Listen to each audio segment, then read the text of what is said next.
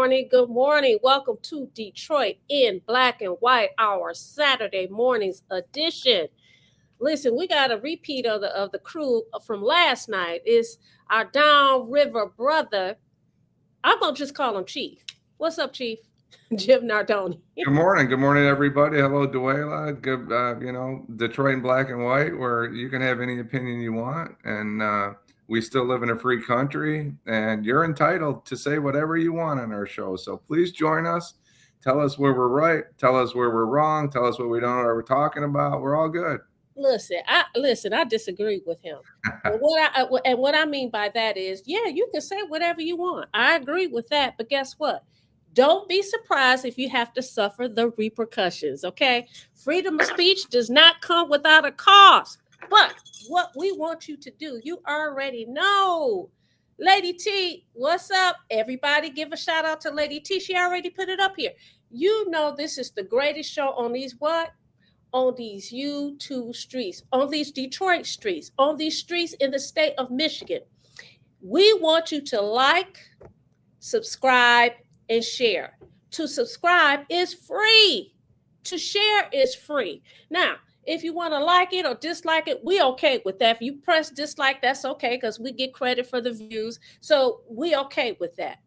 You can catch us on all social media platforms. You can also join us in the comment section. If you want to make a comment, you don't want to show your face by using that QR code that's in the corner, that's cool. But we're inviting you to come on into the room, whether it be by the comment section or by using that camera and coming on into the room. Listen, last night, it was HAWT. It was smoking HAWT. Why? Because the chief, he brought it. He brought the receipts. Did y'all hear that paper going? Did y'all hear that paper? He did his research. He let it rip. Now, we have to make sure that everybody knows that the opinion of Jim Nardone, the opinion of Adolph Mongo, who's not here, by the way, today. He's out. He's doing well. He's enjoying some time off. And the opinions of Allan Lengel, who is also out, and he's enjoying some time off. Listen, those opinions belong to those individuals and those individuals only. We're not here to check you unless you're coming from me. I will be honest. If I'm not sending for you and you come from me, I'm going to have to let you know. But let's take that a step further. The contributors and the people that are the Les and Stephanie Jackson. Good morning. Les, good morning. Karen Winston, 634. Jill Sheridan, Duela Boys. Everybody can say, if I missed anybody, let's have a robust discussion. And the opinions of everybody else that's contributing are their opinions, and they're entitled to them. I will defend your constitutional right. All the amendments to the Bill of Rights, all of them. And the Constitution, and you're entitled to it. So take advantage of it on Detroit in black and white. Take advantage of your constitutional right to free speech. Take advantage of maybe educating your fellow man or woman, or maybe lead them astray. Whatever you decide to do, it's up to you. Marlon Hall.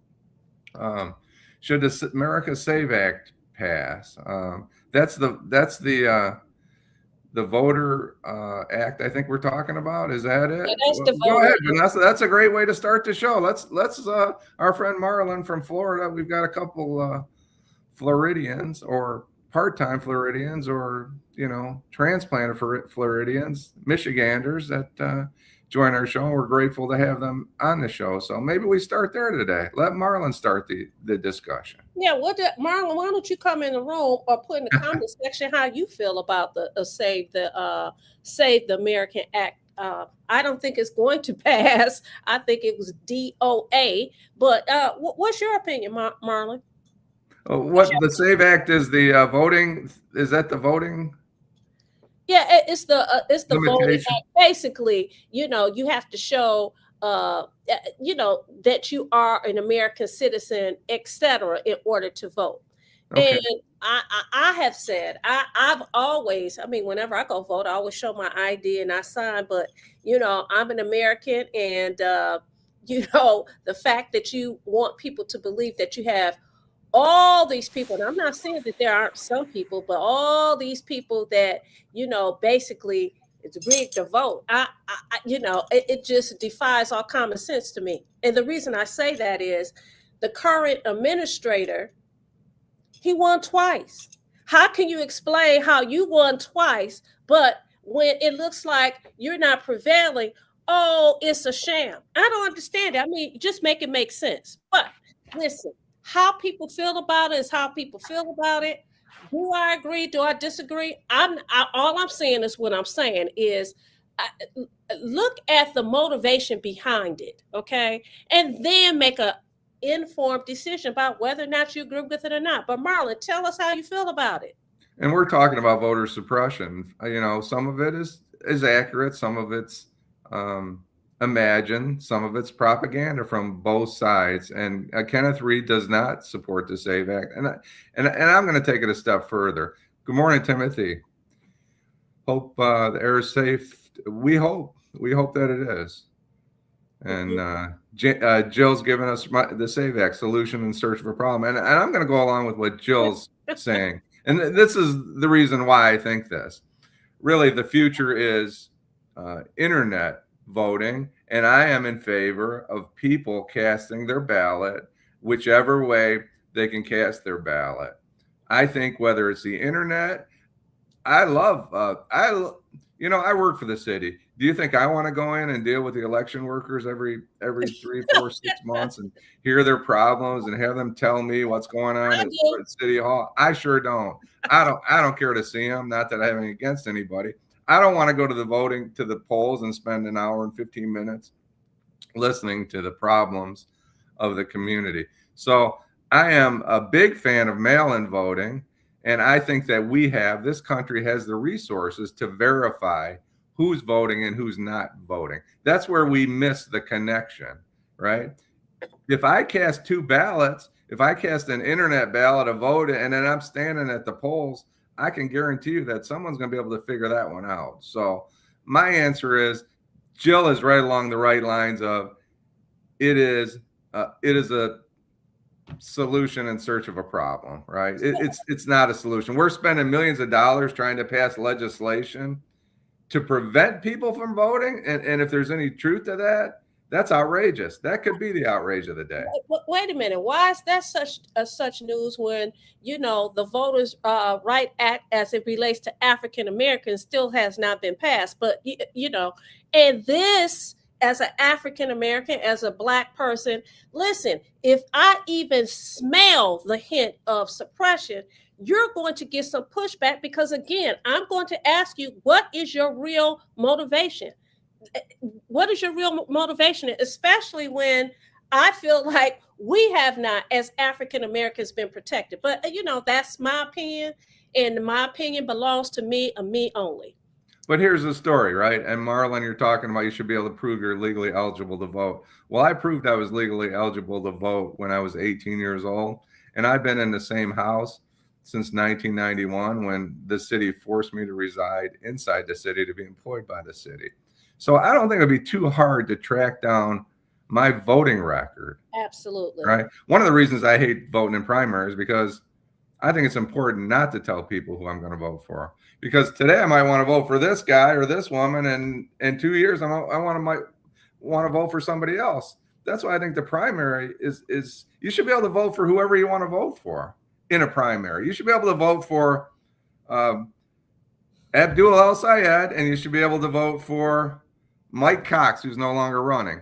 One's a Democrat, one's a Republican. You should vote for Vanessa Moss. Well, I'm just, I'm talking about different parties here. Everybody knows you're supposed to vote for Vanessa Moss. I think Jill Sheridan's going to do a write-in from Florida, and Marlon are going to vote for. No, I'm kidding. Absolutely, but my point is, why are we limiting our right to vote? When you do that, you open the door to people voting for whoever they think has the least chance of winning the next election. It's going on, and Vanessa has information that could probably indicate that she may know people have done this. People voted for El-Sayed because they think Mike Rogers can beat El-Sayed. They voted for Haley Stevens because they thought Rogers could beat. There's all kinds of nonsense going on in these primaries. And then the other thing is, the question is, will it have a chilling effect? We already have uh, low voter turnout, especially in these here parts, right? I live in the city, so the voter turnout is really, really low. How much more of a chilling effect will it have? Now, you'll have some people who even watch the show say things like, well, what difference does it make? People don't vote anyway. Well, you know what? The one thing that we do have is, we have free will, and the choice. As long as we're in our right mind, we have the ability to change our mind. And one day somebody just may wake up and say, you know what, I haven't done it, but I'm going to do it now. Is this thing going to have a chilling effect? I don't know. Again, those are questions that have not been answered. And like I said, my big question is why the 1963 Act, Voting Rights Act, as it impacts African Americans, have not been passed, but we're talking about the SAFE Act. So Stephanie Jackson says we're not limiting our rights; it limits their rights, non-citizens. Well, who is she talking about? Their rights. Is she talking about non-citizens? But how many non-citizens are there, and how many of them have a real impact, again, on the people that are elected? Again, you have the chief administrator crying file. How do you pronounce the word? File. Before the election even before we even have our primary. But how can you explain that? How can you reconcile that when you've won twice? It just defies all common sense to me. I think we're selling the people that run elections short if we believe there's widespread voter fraud. I've seen the election process. I've been a part of the election process. Do I think there's people out there signing petitions that have no right to sign a petition or not registered to vote in the community? Absolutely. That kind of stuff's going on. But if I go cast a vote in place I used to live, Allen Park, and I cast a vote in Trenton, someone's going to find out that I did that, and I'm probably going to be facing charges. So right. I think Marlon's right. I think more than one thing can be right. You can be right in trying to prevent people that shouldn't vote, people that are not U.S. citizens from voting. I think I don't. There may be a problem, but I don't think it's a widespread problem. It's possible. It's possible I'm in the dark. I don't know, but there are checks and balances to identify who a registered voter is and if somebody voted for him. Now, can I vote for my dad and a write-in if he passed in the next election, probably getting away with it? Yeah, if nobody reports it, I could probably vote for my dad that passed 2 weeks or my mom that passed 2 or 3 months before the election if no one notices. But that's voter fraud. And I'm not going to do that because I don't want to go to jail to cast an extra vote. Could it be done? So listen, I think that since this whole fraud thing has come to light, that you have seen far more people being charged and convicted of doing those kind of things. We had a case here in Wayne County where someone who was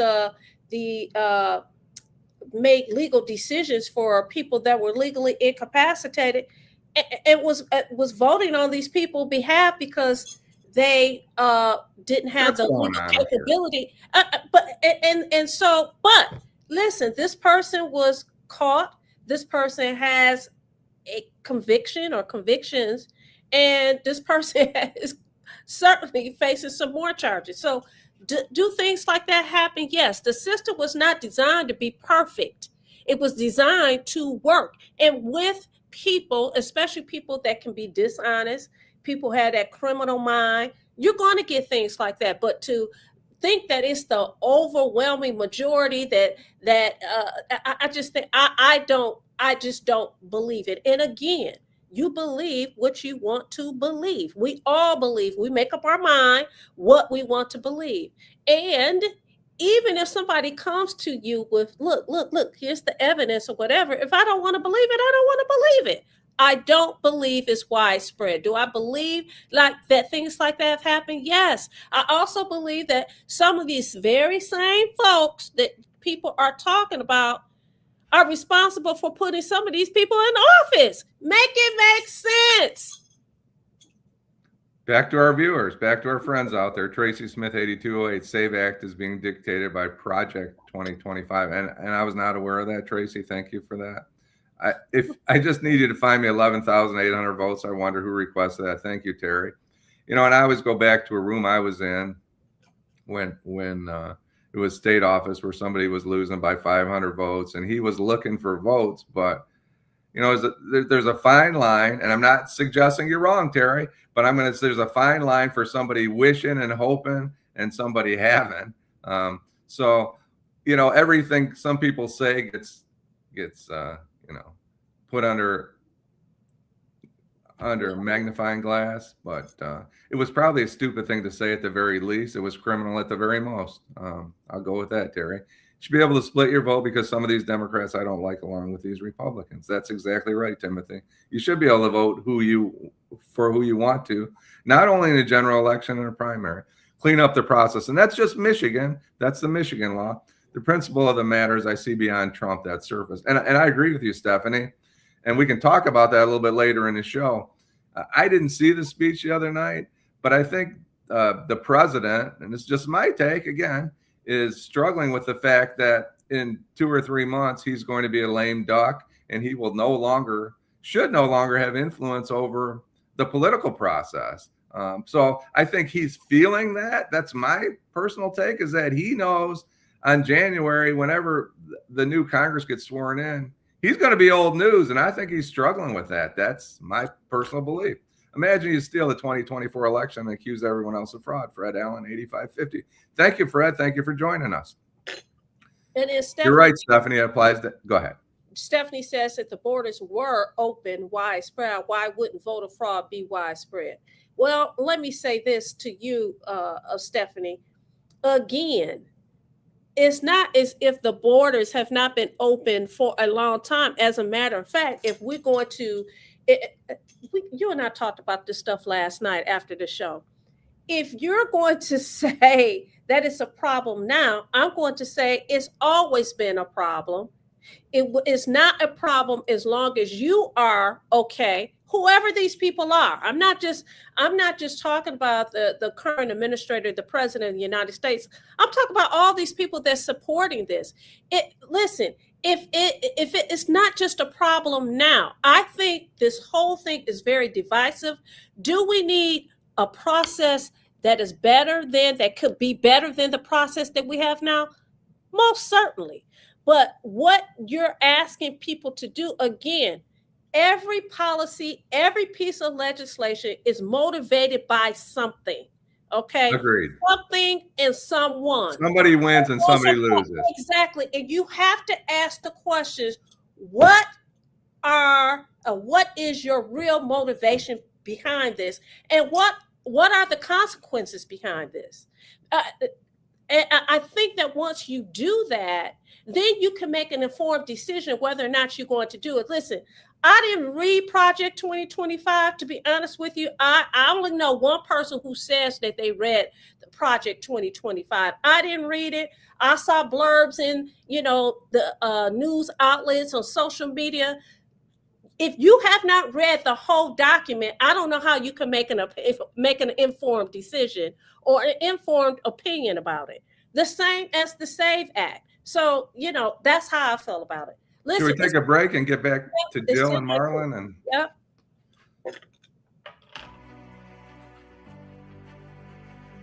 Hi, I'm Eric Sabri, your Wayne County Treasurer. Are you living in the home of a deceased family member and you're facing property tax foreclosure, or maybe you know someone who's in the same situation? The probate process may be helpful to you. If you file a probate petition and notify our office, the foreclosure proceedings will be halted during the probate process. We have several nonprofit partners who have free attorneys who can assist you. Contact our office, 313-224-5990, or email us at taxinfo@waynecounty.com. Don't lose your family property. Some of these properties have been in the family for 4 or 5 generations. Contact us now. We're here to help.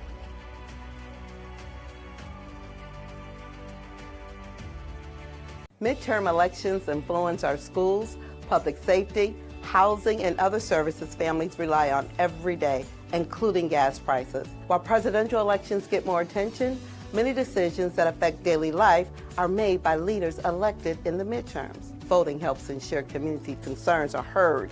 It holds leaders accountable and supports positive change. Make a plan to vote.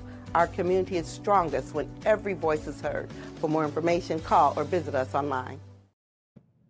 We're back, Detroit in Black and White, our Saturday morning's edition. Listen, while we're on the break, I got a text. It was like, girl, you talking like you in court. You don't have to scream. You don't have to talk that loud. So I'm toning it down. But when I get excited, sometimes I get loud. So I just want to say that. Okay, go back to you, Jim. Give them, whoever texted you, better give them my number too, so they can keep me in line. Non-citizens don't vote, Jill Sheridan, because I sometimes raise my tone just a little. I don't want someone deciding my life has no legal right. Marlon, I'm just going to tell you this, Marlon. I agree with you. We can agree and disagree on the same point. You know, let's just say I did a little shopping this week, and let's just say I bought some golf balls from Carl's Golf Land. You know who knows I'm looking for golf balls? Everybody. Golf Galaxy, Dunham's, Dick's Sporting Goods. All these people know I'm looking for a dozen tailor-made golf balls because that's how the world works today.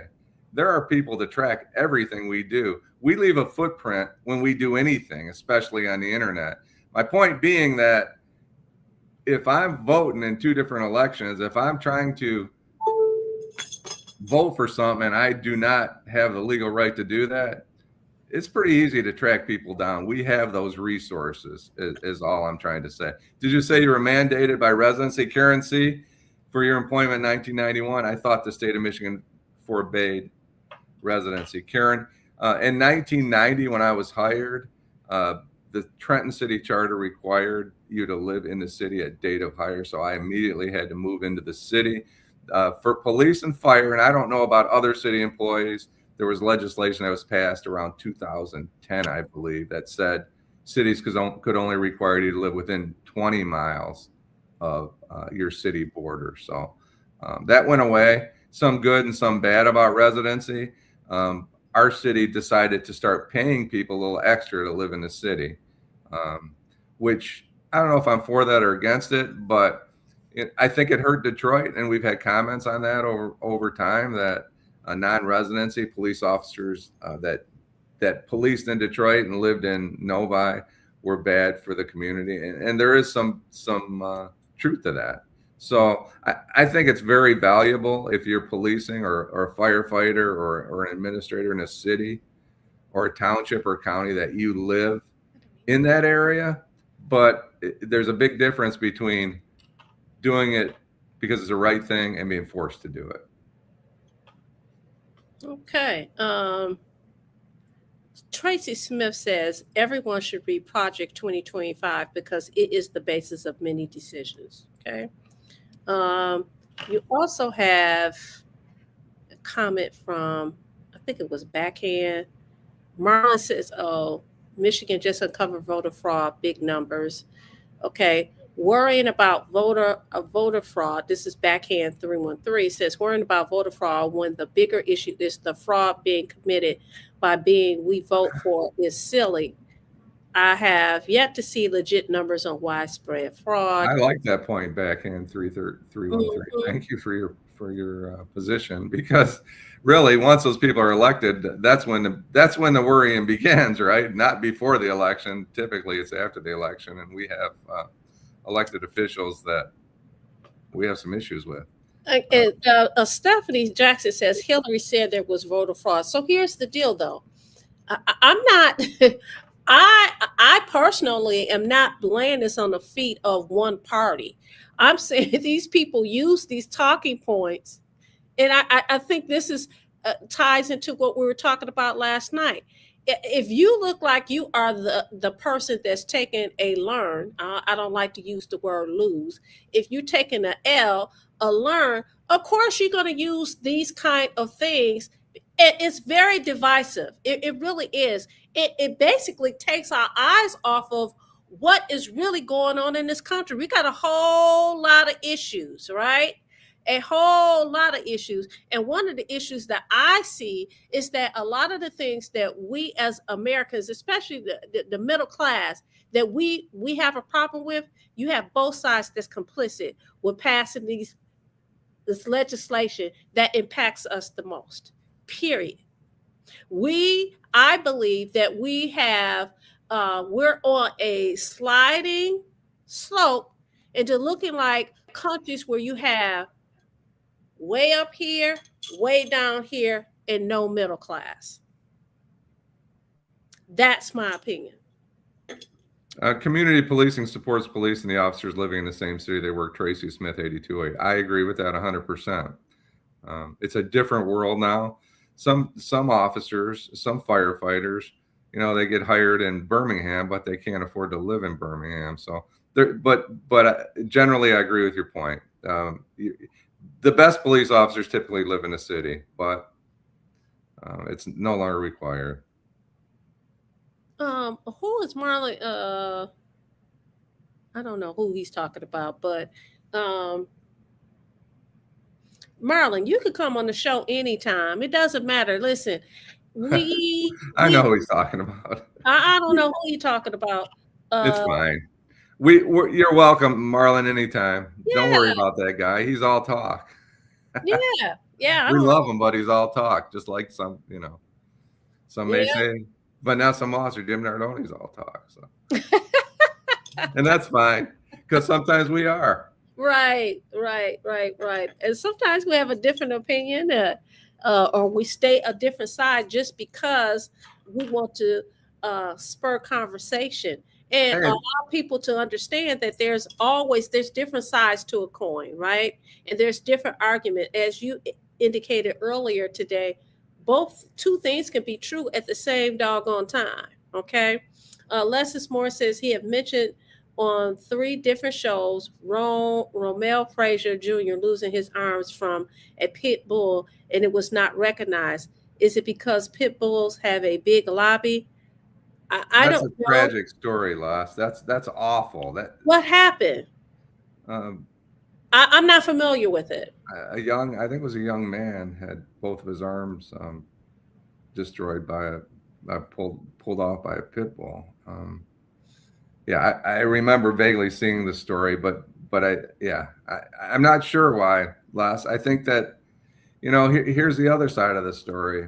I belong to a gym that's, has a lot of veterans, 6-year-old. The 6-year-old. Oh, I do remember that. Yeah, I do recall that. And there's a guy that comes to the gym. He's a disabled veteran, and he has a pit bull, and it's the sweetest dog in the world. But I guess, we talk about, I read a story just the last 2 or 3 days about the animals that kill people. Everybody's afraid of bears and sharks and, not mosquitoes and not dogs. Well, dogs are like second or third in the most deaths in the United States. I think dogs are number 2.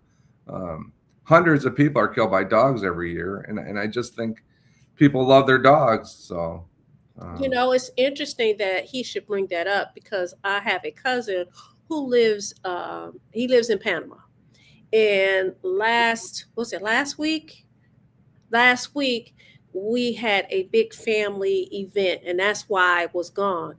And he, actually, I could tell now because I'm back because I don't post things like that. But we were on a cruise, and he says to me, and this is a cousin, he and I are like 11 months apart. His sister and I are 4 months apart, something like that. But so we grew up like siblings. And he says to me, Vanessa, I'm so embarrassed. I can't participate in any of the water sports or anything like that because he has 2 pit bulls. And his pit bulls got into a fight, and he tried to pull them apart. And guess what? They attacked him. He is all eaten up on his side, his legs. Fortunately, he is still alive and well. 2 things. One, he lives in the mountains by himself. So my first response was, what the whole heck? What do you mean? I mean, you're by yourself. Nobody was there nobody's close by to check on you or anything like that. 2, Those dogs, I know people have pets and they love them, but there's something in them that is just really vicious, mean dogs.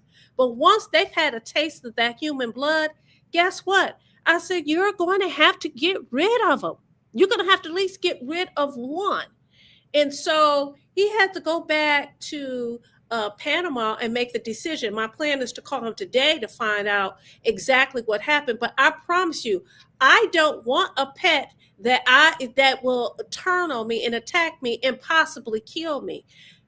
When we talked about that, I found out from another friend who indicated she works at the hospital, Henry Ford Hospital. She works in triage. One of her neighbors came in. She has a dog, and she said the dog would drag her. She would take the dog out late in the evening because the dog was so vicious and mean, but this woman is really attached to her dog.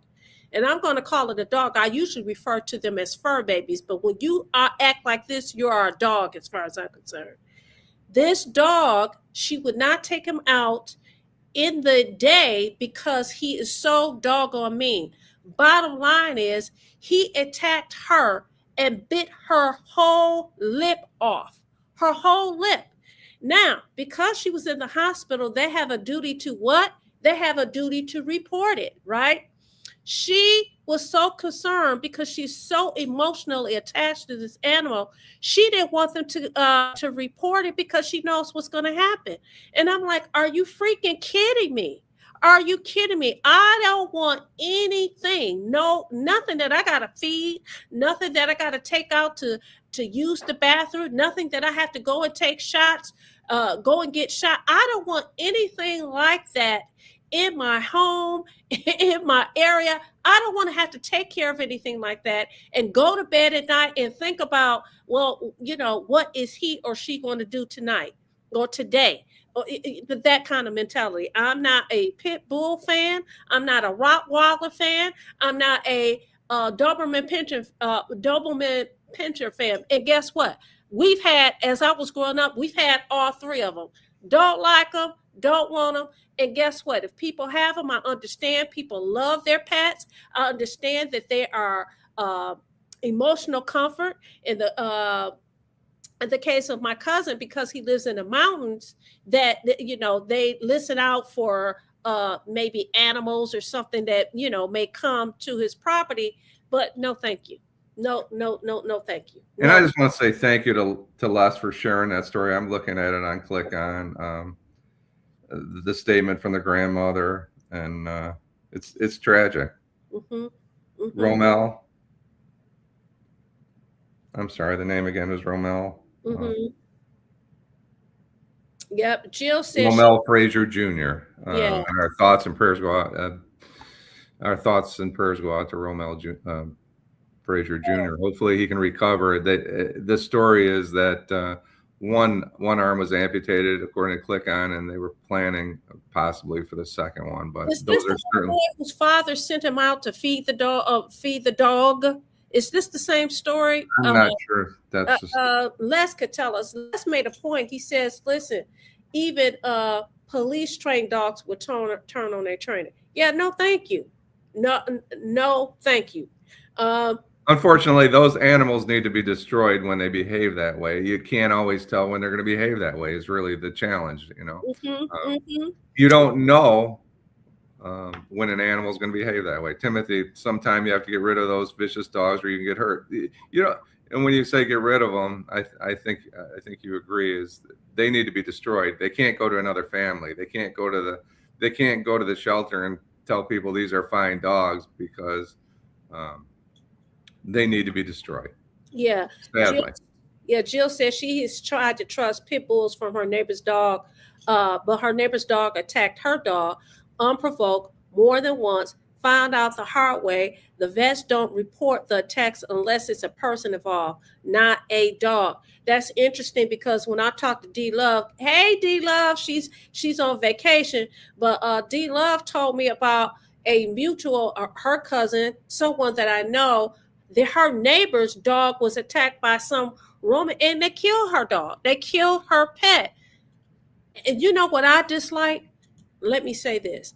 I go to someone's house and they have what I will call a fur baby until you show me that you're a dog.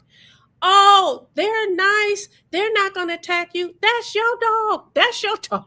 I don't know your dog. Don't tell me. No, I'm not going to trust that. I cannot stand when people do that. And then, you want me to come in and, oh, they're not going to bother you. Would you please, if you invited me into your home, please respect me and put your pet away, or don't invite me over. I'm good. We could talk on the phone. We could FaceTime. We could do all those things. But I don't, because I've seen so many instances where they have turned around and attacked you. And one thing I did learn is that once they get a taste of that human blood, there's no turning back. So in the case of the little boy that was attacked, okay, yeah, they have to put the dog down, but now he's an amputee.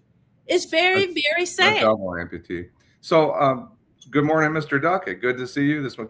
Miss Sheila's waiting patiently. Yeah, let her in. Come on into the room. One of our frequent contributors, former educator. Thank you, Miss Sheila, for coming on.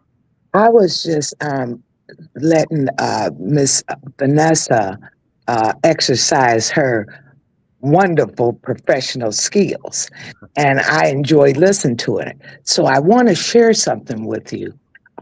Next probate judge, I got a situation. Listen, a particular person was initially became a guardian, and you got to report every year or whatever the court tell you to report. Yeah. Correct? Yes. So yes. Okay, there you go. There are your skills. So they didn't report. Okay. So they was trying to contact this new guardian, and they happened to call me. All right. And I gave them the number, and let the attorney for the court get in touch with them, But I want to ask you, I got two questions. What is the penalty for not reporting in the correct, timely fashion? And if it is a penalty? The penalty is removal as the guardian. But let me say this. A lot of times people want things to happen immediately. It's not. Okay. You have people who work and they process the paperwork and that kind of thing. It takes time, but the penalty is removal. You can't, first of all, to take on the responsibility as a guardian, and if you're doing what you're supposed to do, you only have to have contact with the ward 4 times a year. That's it. You don't have to go visit them every day or anything like that. 2, you are supposed to submit your annual report. If you don't submit it, and sometimes, let's be clear, sometimes some people, they may forget. So they will give them a little time to rectify, or as I would say, cure the issue. But if you don't do that, it will be a removal, and then they will appoint what we call a successor guardian, which means that person will pick up from that other individual. Thank you for that information. You're welcome. And tell our viewers about guardian ad litem, Vanessa, and what their role is. So guardian ad litem is an attorney that is appointed by the court. And in Wayne County, there's a list of names. You have to take some training. You pay money to take some training, and your name go on a list, and you say, hey, I want to be a guardian ad litem. If you want to be a guardian ad litem, or if you want to do guardianship reviews, you're not a guardian ad litem, you serve it as an attorney. So guardian ad litem is the eyes and ears of the court. You are designated to go out, do the investigation, talk to I did. Talk to all the interested parties in the case, look at all the documentation, and you report back to the court and make a recommendation. The judges rely on their guardian ad litem.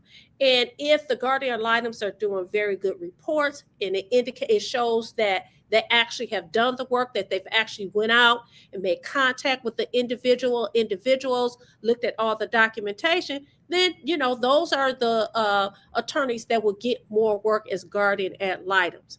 Now, there's also something that's called, Ms. Sheila, you were talking about guardians, a guardian review. There are attorneys who accept appointments, and they have to do is they go out and they do a guardianship review, which is they actually talk to the ward, they report back to the court how the ward is doing, where the ward is staying, and that kind of thing.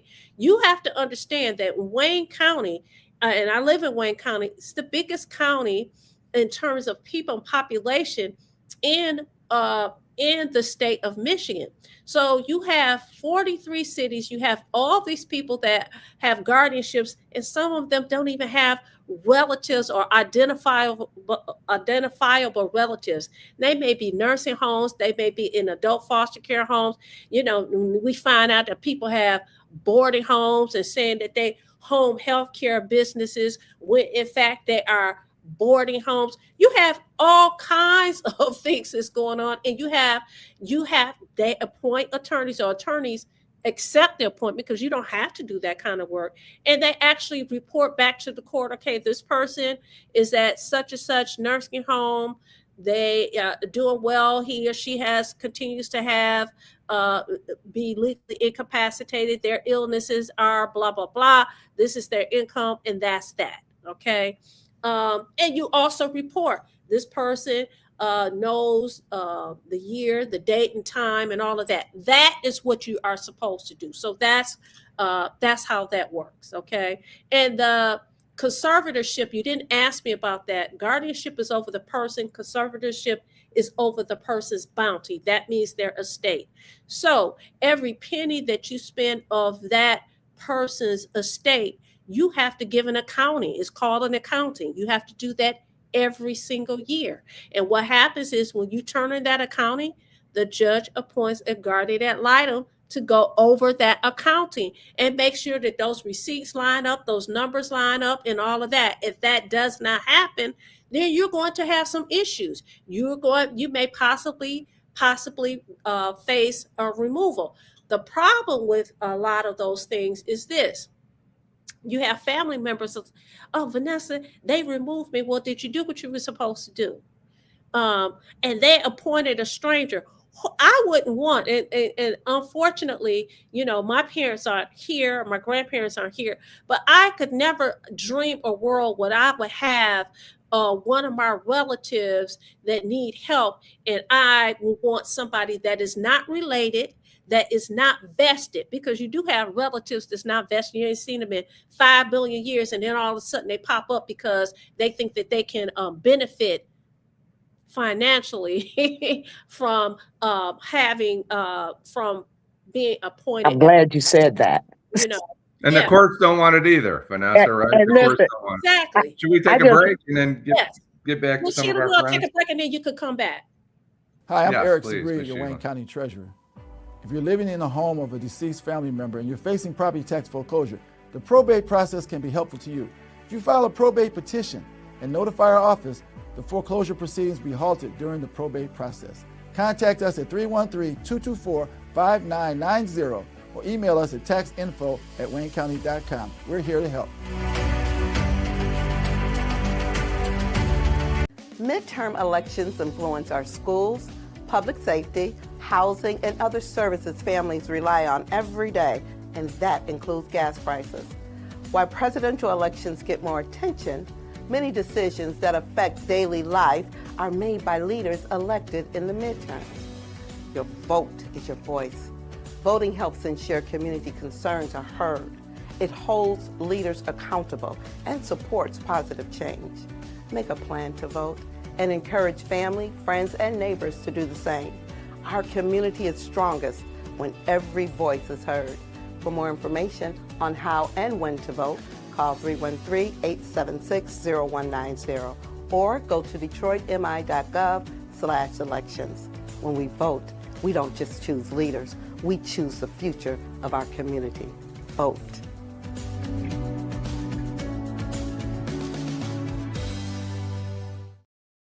We're back, Detroit in Black and White, our Saturday mornings edition. We're here with the chief.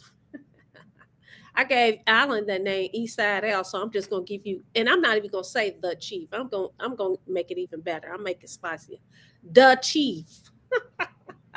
The chief, Jim Nardone, as well as myself. And we also have one of our Detroit in Black and White viewers. She's always sharing the page and she's always sharing information. Miss Sheila, go ahead, Miss Sheila. And then I want to go back to some of the comments. Go ahead, Miss Sheila. I just want to say thanks for the educational moment right now. This is very much a teachable moment. Initially, I was going to become my aunt's guardian because her sister wanted to turn her over to the state. And I was like, oh no, we're not going to let nobody, just like you said, a stranger, supervise and have authority over my aunt. Okay. So I knew my aunt, her sister needed her income, right? And she really wanted me to take on the task because of my background. And she knew I know how to handle. So make a long story short, when I found out that she put my grandmother's house in her name while my grandmother's incapacitated, I told her, I said, that's wrong. You can't do that. She has another child.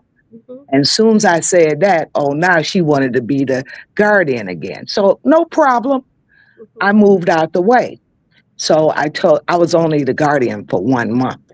So I gave it back to her. Make a long story short, she ain't taking care of business. My grandmother passed, okay, and she got my aunt's income now because my grandmother is gone. So she wasn't taking care of business, as I said to you. So my name is still on the record.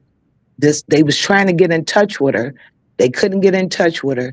So then attorney called me and asked, for her information. So me, I'm going to tell her the information. I'm going to tell her everybody's name. And I told them about what, happened about my grandmother's house.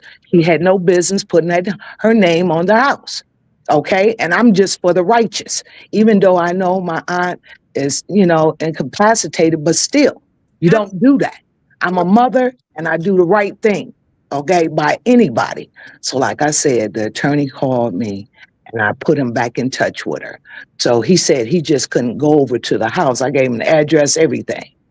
And he said he couldn't go over to the house. He's going to try to make contact. So I got in touch with my uncles, and put the word to her. So that's why I wanted to ask you, what happens when you don't take care of business, Right. So and report? Let me say this, Sheila. It sounds like she was taking care of business. She was taking care of her own business. But what's going to happen here is this. If a person is legally incapacitated, it is legally impossible for them to be able to transfer property, to sign a deed saying that this property goes to such and such. So guess what? Homegirl is going to have problems. I don't know what county it's in. You're a county. That's why I said it. But the judge would have to approve the sale of a property. Am I wrong? Well, not the judge has to approve the sale of the. The judge does have to approve the sale of the property. But what happens is this: with the guardianship and the conservatorship, it dies when the person dies. It's no longer in existence. So you're gonna have this questionable deed. Now, the deed is dated during the time that your aunt was legally incapacitated. It's a whole big problem. That's why I'm sharing this, because I know this is a teachable moment for all of us. Okay, and I like to learn. I don't know it all, and I seek professionals all the time. Now, I got another situation for you I want to ask you. Because you know what you're talking about, and everybody can learn something from this and understand why you would take that position with authority and righteousness. And I'm here for it. So listen to this. How about a place has mold in it, faulty floors, and lead-based paint. So that this is a condo in Bloomfield. So we find out that the HOA, they want to take the property now because that mold contaminating the building and other people. Okay, so they just had an inspection. The HOA had inspection on the property, right? Mm-hmm. The inspection came back severe. Okay, the electrical panel was not approved by the city. It's been a fire in the place, and this guy that owns it is a real estate broker. Okay, and he has two names.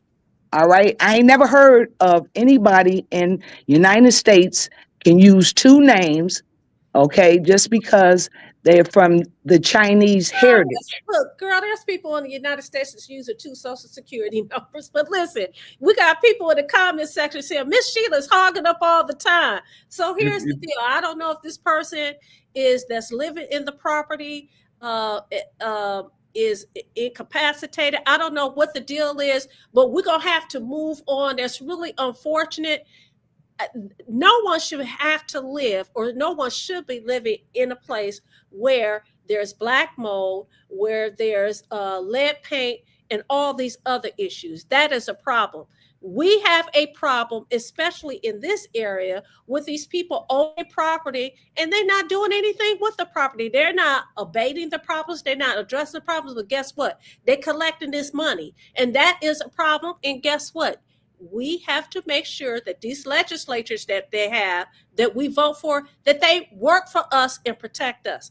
Thank you so much, Ms. Sheila. We got to get to some of our viewers because they're hating on you. Thank you for the educational moment, and I hope everybody learned something. Thank you. Let's get to our contributors before we go home today. They deserve to be heard. So, Kenneth, I appreciate you. He says he always, let's see what he says. He says he put Farouk and Scotty away whenever we have company. I think that is awesome. Miss Tracy says that she talks about she lives in an apartment building, and I'm going to paraphrase, and other tenants have dogs in the hallway. Yep, the same here. And you know what? I try to stay away from it. And sometimes you guys hear me say that I'm fur babysitting. It's a little toy Yorkie, and I promise you, if she decides that she wants to bite me, she will no longer be welcomed in my home. Okay. Who is this? You want to take some of them, Jim? Marlon says the Wayne County Probate Court is a joke. Win Vanessa, and when probate opens a year after death with no assets, do a search to see if assets change ownership within 18 months. A lot of that, Marlon, is the reporting before it gets to the probate court and how people sometimes don't do what they're supposed to do outside the court. I found that experience when I was I was a guardian and a conservator. I don't want to get into all the specifics, but sometimes it's the reporting process that the court is waiting on and doesn't get there. The British Open always seems to have the toughest course in professional golf. Thank you, Kenneth. Way over my head, but I have a lot of help from my wife and caregivers when Kenneth was also a guardian. Thank you, Kenneth, for that. It's tough work. There's a lot of responsibility with guardianship and conservatorship.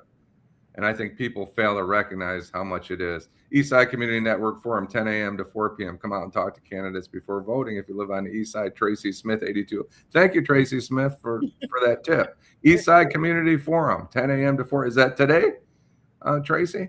Vanessa, will you have to leave the podcast once you become a probate judge? We'll talk about that later, Les. Right. Thank you for the question. Agree indeed. Vanessa, what does fraud look like in guardianships? Les, I won't say it's there's always going to be an opportunity, and there's going to be a very small group of people that are going to take advantage of the system, like Ms. Sheila was pointing out, over a deed. So to say that it's probably minimal. Good judges, good guardian ad litems, good guardians, and conservators are the ones that step up and try and prevent that. And I don't know what the rate is. We just had a case where a private company that became guardian ad litems was allegedly, they haven't been convicted, right, of a young a judge and a lawyer in Detroit family group. But we won't get into that. There is some evidence of fraud in the probate court system. Yeah. The security guard has been reported, Terry McCrimmon, reportedly been fired. He must have been asleep at the wheel there, Terry, when a man slipped into this Today Show in New York City during a live broadcast. He was looking for Al Roker, apparently, shouted racial slurs and confronted Craig Melvin before taken into custody and charged. That's awful. He's got a job to do, and he apparently failed. There's this is an important point. Everybody that's out there, I want you to listen to this point for sure. There's a GoFundMe page for Ramel Frazier.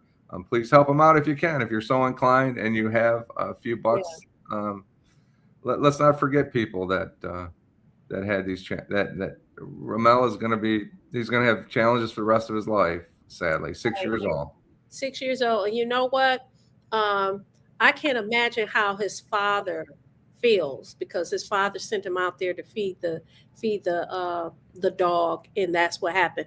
Listen, Paul Orix made it, and I keep showing it because I think it's interesting. He said the pit bull breed is divisive and needs to be eliminated, but it's your idiot friends over there at PETA and PETA and SPCA who can't get it through their thick skulls. These are the same people who move into communities where bear signs are posted. They'll wonder why the bear mauled the out of them during the evening walk. That's very interesting. I know that listen, I love animals, but I love the human race more.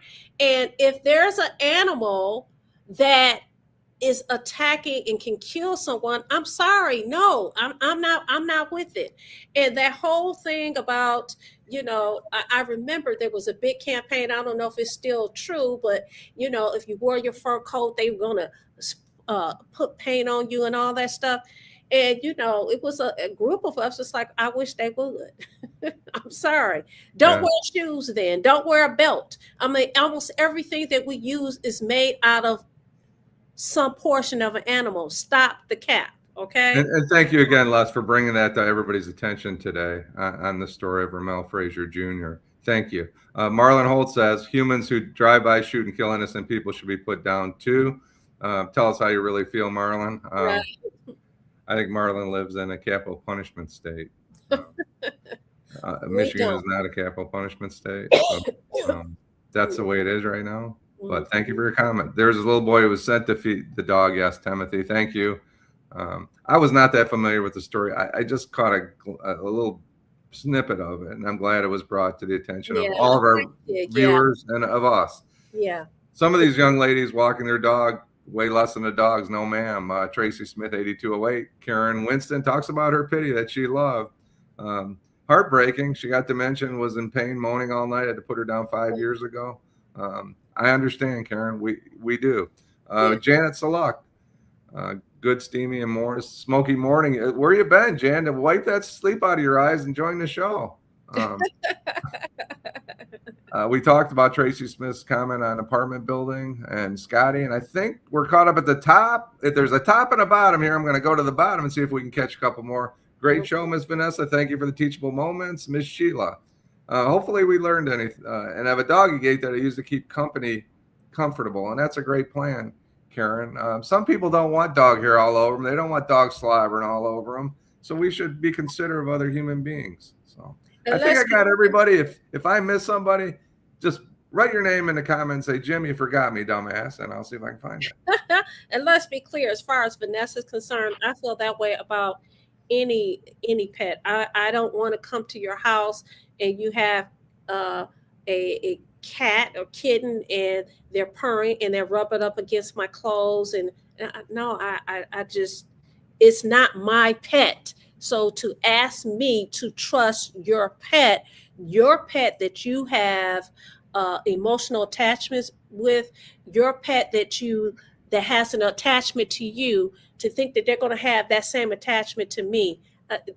No, thank you. No. And trust me, I grew up with almost every animal you can think of. When I asked my parents for hamsters, gerbils, We had every kind of dog that you can think of. Parrots. We had a bird that was so big one time.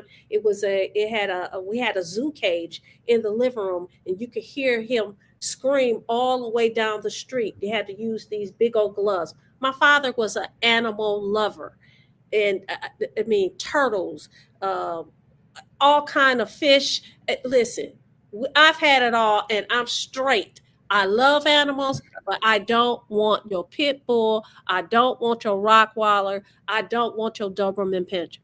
Period. The end. Hey, Timothy says it best. People are more valuable than animals. Thank you, absolutely. Timothy. And Terry talks about PETA becoming popular with the baby seals in Canada.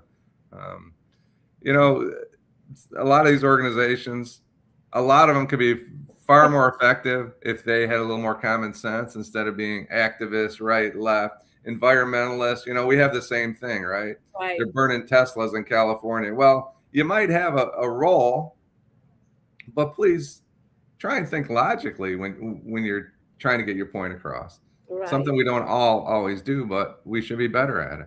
All of us. So we want you guys to have a wonderful Saturday. We thank you so much for joining us this Saturday morning, spending your Saturday morning with Detroit in Black and White. Listen, Detroit in Black and White presents Reality Strikes with Eric Brown on Monday evenings from 8:30 p.m. to 9:30 p.m. But, you know, if you want to catch the hot, smoky show, you know what y'all gonna do. You gonna join us on Wednesday evening at 8:30 p.m. to 9:30 p.m. In the meantime, in between time, tell your friends about the greatest show on these YouTube streets. They can watch the replay. We'll see you guys. Take care. We love you. Bye.